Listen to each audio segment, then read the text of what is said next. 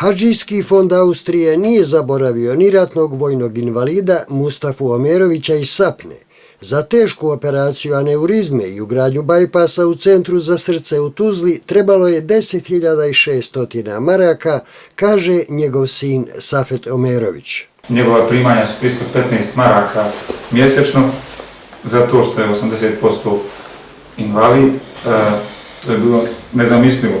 I onda smo, ja ovako što sam ljudi znao i obratio se i Hadžijskom fondu i hvala svima koji su na neki način dali svoj doprinos u tome.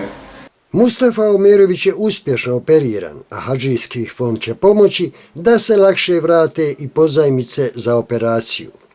10.600 ti kad prikupiš, doneseš, mi ćemo posao završiti. Eto, alhamdulillah, ima dobri ljudi, ima dobrog naroda, ima, pa se nekako malo se pozajmilo, malo svašta nešto je išlo, ali eto, uz dobre ljude